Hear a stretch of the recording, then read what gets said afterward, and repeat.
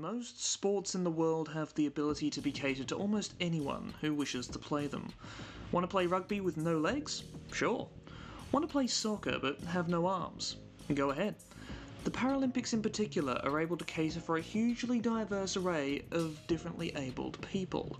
There's one sport though in which that's a bit more difficult. You see, Aussie rules football is perhaps the most demanding ball sport on the human body. You've got to run, kick, tackle, jump, dive, do this weird little thing, bump, and hell, even push your own brother over after you've concussed him. It's brutal, and you need every part of the human anatomy to even be able to play it poorly. Or do you? The AFL has started to cater to a wider variety of athletes over the last decade. It seems to have begun with the All Play initiative, started at Monash University in 2015 by Professor Nicole Reinhardt. A year later, the AFL began funding it, with specific support coming from St Kilda, Geelong and Hawthorn. This is now mainly a way for young children with disabilities to keep active and expand their social circles. AFL Inclusion is an adjusted rule set for those with intellectual disabilities and neurodiversity. AFL Blind is a particularly interesting game where the ball is equipped with a speaker and the goal umpires with rattle shakers to assist vision impaired players to find the ball, and despite barely being able to see anything, they're both ridiculously brave and better at defending than Kyle Hartigan. The AFL is also trialling a new rule set to cater to hearing impaired people, but today I'm going to introduce you to the best alternative rule set that the AFL has to offer, the wonderful and weird sport that is AFL Wheelchair. It all began in the mid-2010s with a man named Kevin Faulkner. Left paralysed after a fall from a clock tower, Faulkner formalised a rule set as part of his work as sports coordinator at Paraquad, Tasmania, whilst developing a game for returning servicemen and women of the Defence Force. The first organised match happened at the Edinburgh RAF base in Adelaide in 2015, involving Defence Force personnel as part of their rehabilitation program, and it proved quite popular. Not a whole lot exists on the sport's founding, and due to time constraints I can't squeeze in an interview with Kevin Faulkner before I have to release this video, but Kevin, if this video makes its way to you, I would genuinely love to have a chat about how this sport came to be and how it's grown. Regardless of how it grew fast. Within just over a year, the first national event was held. South Australia won that first competition, and the second, and the third, and the fourth. Victoria developed the first big state league series in 2018, with AFL clubs buying into the concept and fielding licensed affiliate teams. This was huge. Unfortunately, COVID came and scuppered everything for a while, but the SANFL started their own league up in 2021, with leagues also popping up in every other state bar New South Wales, because, of course. Anyway, national comps kicked back up in 2022, and teams from all states, as well as a Defence Force team and an RSL team, competed across two divisions. Victoria have won both Division 1 titles, with the Div 2 title split between the ADF and Tasmania. The rules are pretty interesting. Here's the field, a 28 metre long, 15 metre wide rectangle, same as basketball, divvied up into two 9.5 metre thirds and a 9 metre centre area. I don't care that it's slightly smaller, that doesn't trigger my autism at all. Defenders can't go here, forwards can't go here, midfielders can go anywhere but aren't allowed to score. Goalmouth's pretty narrow, 1.5 metres wide. It's played indoors, naturally. 5 players aside, 2 forwards, 2 backs, with 1 midfielder, with up to 3 on the bench on the condition that at least 3 starters must have some form of disability. I really don't like that word. Some people with disability still do. I'm just going to say that word does get people on the wrong side.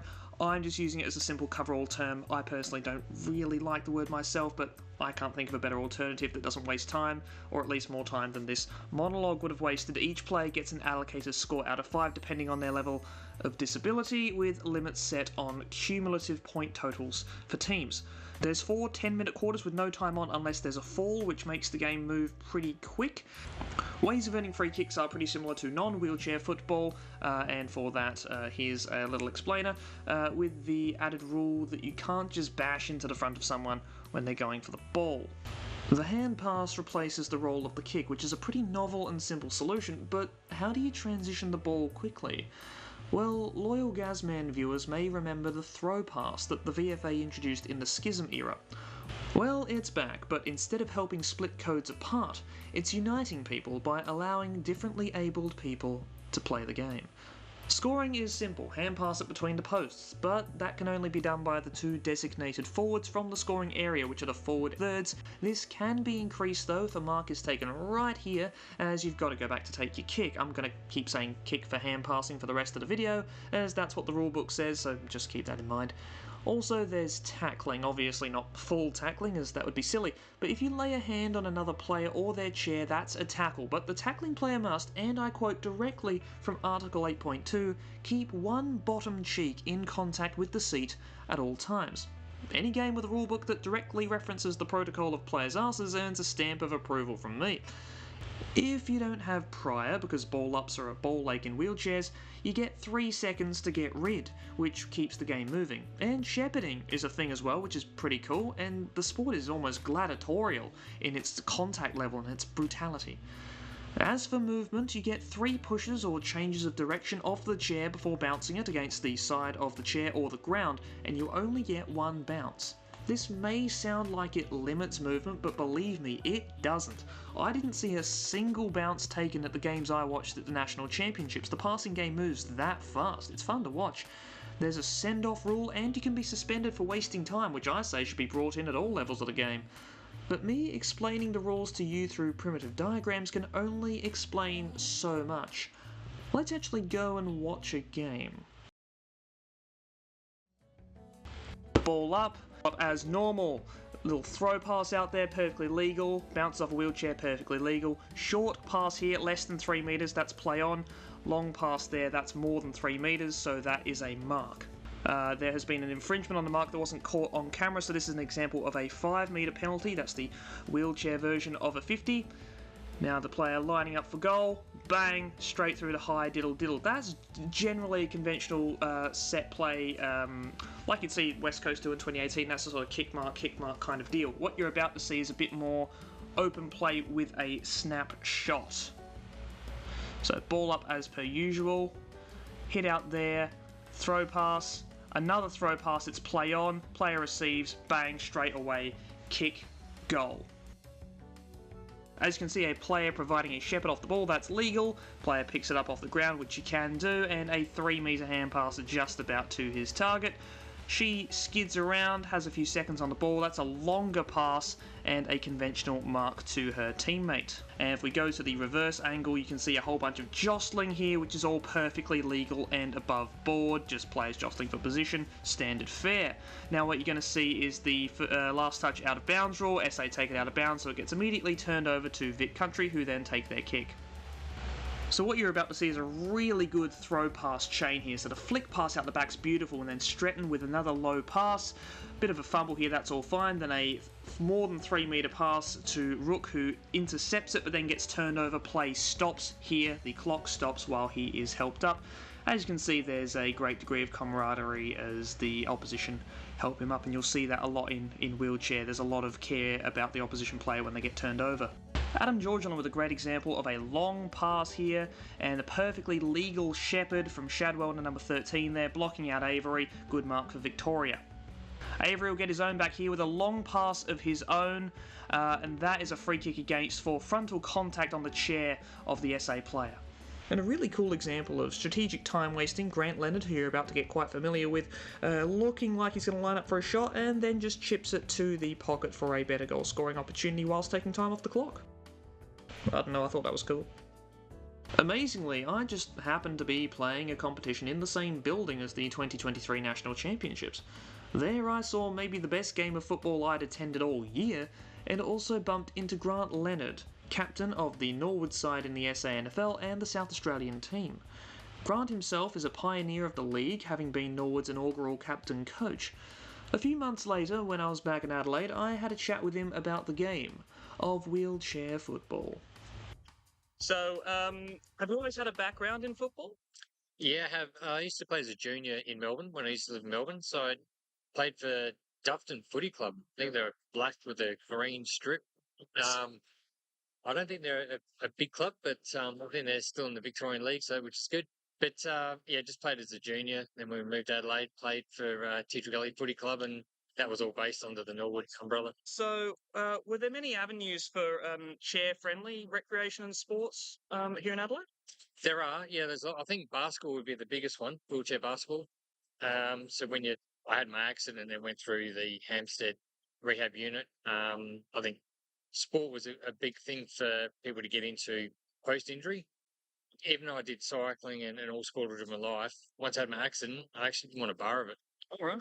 Took a couple of years off and got into a bit of wheelchair tennis, then wheelchair basketball. But there is definitely a big focus in wheelchair sport in SA, so that's good. Fantastic. So what attracted you to wheelchair football specifically? I'd heard that SA team had done all right in a couple of national carnivals, and obviously having the footy background as a junior, just something different. And I heard that the guys trained on a Sunday afternoon, and so I thought it was a good idea that I could go out and learn the game and also take my son with me. So he jumped in the chair with us, and we just mucked around on the Sunday arvos, and then they said they had a national carnival coming up, and like he got a gig for that first one. So unlike most sports, wheelchair football is a mixed gender competition at all levels. So, how's the dynamic with that integration sort of been? Have you seen more women be involved in wheelchair as a result? I'd say yes, definitely. I mean, our Norwood side that we've got with the SANFL, we started off with 3 females in our first side. There was a father and 2 daughter duo and another female player. So yeah, it's very inclusive. That's a bonus that attracts more players. Females can get involved. All levels of disability gets involved, and then obviously people with no disability can play. So yeah, very inclusive sport. That's fantastic, and that's what it's all about, really, is bringing everyone together to be able to play, the great game of footy. Yep. So you're one of the better players in the league. How long did it take you to actually adapt to the different skill set of wheelchair football? Take that as a compliment, but I don't think so.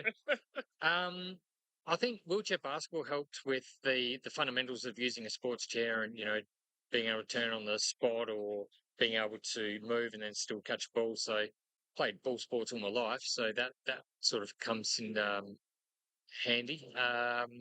It's an acquired skill set, I think, for wheelchair football because you've got obviously you're pushing, you're catching a round ball, which is hard enough for AFL football players at times. But I think if you enjoy the sport, you just keep practicing and comes to you, I suppose, a bit better. But yeah, it's something that it does acquire a bit of practice. Yeah, naturally, as with all things. Yeah. What would you say is the skill set that's required to be successful? Like, what separates the good players from the great players in this sport in particular? It all comes down to your core and your physical ability as well. So you'll get some guys who are complete able-bodied who can play the sport. So they've still got their core. They can still push and twist and pick up a ball.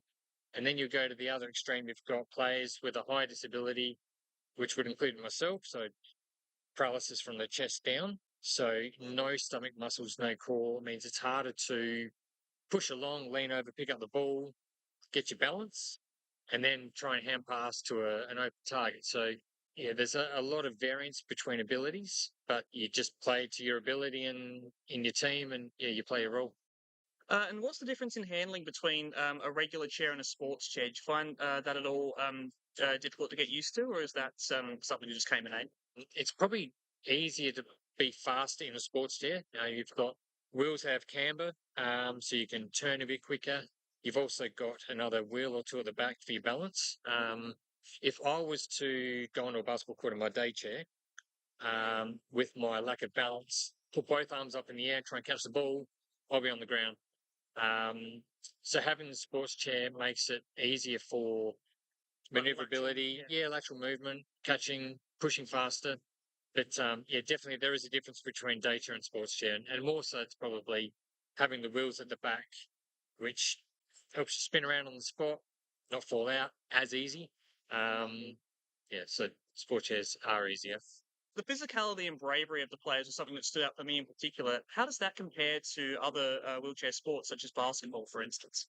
Yeah, it's definitely more physical.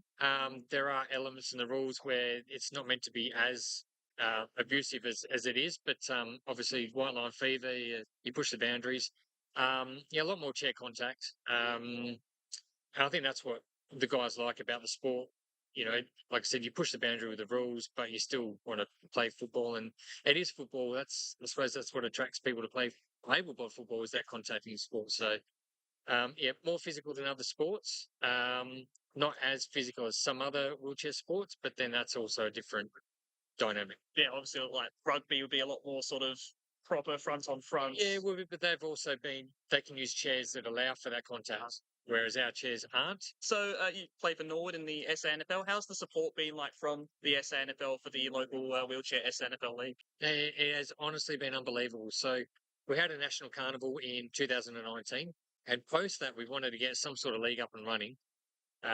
Nathan Pepper and Brad Humphries from SANFL sort of jumped on board and got the league set up. 4 clubs represented. So there's, like you said, Norwood, Woodville, West Torrens, Centrals, and Sturt. Just giving us another platform to play a wheelchair sport with the backing of an SANFL club. It's been amazing. It really has. So, you know, with Norwood, we feel as part of the Norwood family, get to represent a great club, playing a sport that we love doing. And yeah, it's just been really good. That's fantastic. And what attracted you to the Norwood Football Club specifically? As I said, way back in my junior days, you know, our club was under the umbrella of Norwood Footy Club. And just, yeah, in the early 90s, watching those players, you know, like some Saturday afternoons, we get to go to the game after our footy game. Just always been, yeah, following Norwood. So then when the 4 teams come along, I remember Nathan Pepper said, you know, he'd like me to be part of one of the clubs. And I said Norwood. And he said, no, I'd be part of the club. I said, no, Norwood. So, yeah, I've been stuck with Norwood. I won't say stuck with Norwood. I'm with Norwood. Yeah. No chance of getting you out there with West Torrens by any chance? Nah, no. How have you seen the sport grow during your time within it? Now, the league has grown immensely in the first 3 years. From the first year, getting clubs introduced and getting involved, to the third year, introducing a classification system, a reserves league. We're getting more interest with players. Games are probably getting more competitive, better skilled players. And yeah, it's just good to see where it's going to go from here. I'd say within the next few years, there might be an introduction of another club. So it just shows that the support we're getting and the numbers of players coming out is also growing. And speaking of players coming out, if there's anyone watching who's interested in joining wheelchair football, how would they go about it? They get in contact with SANFL. There's a Nathan Pepper who runs the wheelchair league. Get in contact with Norwood or Woodville, West Torrens, Sturt, Centrals, and yeah, just put your hand up and get involved. Yeah, so if anyone's interested in SANFL wheelchair, season starts May 2024, roundabouts? Mid-May, yes. Yep. At the Lights? Lights Community Centre Friday night. So we're also doing, obviously, players get registered. So I know for Norwood, we're going to get a heap of players come out. So we'll sort of do a bit of a draft system to get into our league side and our reserve side. And yeah, both games will be played on Friday nights. Excellent. So Friday nights under the lights, at the Lights, be there and check out this burgeoning, fantastic new game that's coming through, AFL Wheelchair. So if you want to get involved in wheelchair football, here's how you do it. If you're in South Australia, the SANFL League starts in mid to late May. Hopefully I'll get the date on the screen here, but they're having a come and try it on the 10th if I get the video out in time. In Victoria, the VWFL is also having come and tries at the moment. Their season will be starting soon, as well as the WA League. The New South Wales wheelchair situation, they don't really have a league so much as a bunch of social matches, but yeah, you can look that up through AFL NSW/ACT. Basically, just go to the website of your state league and they should have something up about their inclusivity programs. So get involved or go out to watch. Genuinely, it's a great spectacle. I would recommend it for anyone who hasn't seen it before. I myself will be checking out the SANFL League at some point during the year. I'll let you know when I'm there on the socials. That'll be at Lights View at the Lights Community Centre on Friday nights. Up the Woodville West Torrens Eagles. Sorry, Grant. Also, sorry again, Grant, for using footage of the 2010 Grand Final earlier on. I know that's a sore point with you Saints fans. Well, yeah, best of luck for next season, and yeah, hopefully it all goes well. I'd say best of luck to Norwood, but you know, with my Eagles in there. That's it. Well, all the best. Thank you so much, Grant, for coming out. And thanks to everyone for watching, and we'll see you next time. I've got a lot of people to thank, so I'll try and get this done pretty quickly. Firstly, a massive shout out to Grant Leonard. Thank you so much again for not only agreeing to be interviewed for this video, but for providing me with a whole bunch of stuff about the history of the Norwood Wheelchair Club and wheelchair football in SA in particular. That was really cool to sort of research and read, so thanks again for that. I'll definitely be out at a few of your games this year. And yeah, another massive thank you to my patrons, Cody Bibby, to Manuel Can. So you've changed your name there so I can actually pronounce it without swearing. Some Geek from Twitter, Gridio M, Seamus O'Dowd Clancy, and our newest member, Renegar. Let me know if I'm getting your names wrong in the Patreon, guys. Yeah, thank you all so much for continuing to support the channel. The full interview with Grant will be up there on Patreon soon for you guys all to enjoy, as well as any footage that I can get from the wheelchair game, any other interviews with players that will all be going directly there as well. You might have seen the dedication at the start of the video. My great uncle passed away right as I was polishing off this video. He was a back pocket for Richmond back in the 50s.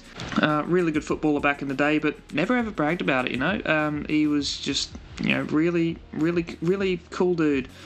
Losing him's just sort of hit me a bit recently, so I'm trying to make this concise, but again, thanks to everyone who's supported the channel over the last, you know, couple of weeks. It's been a really nice distraction from all of that, so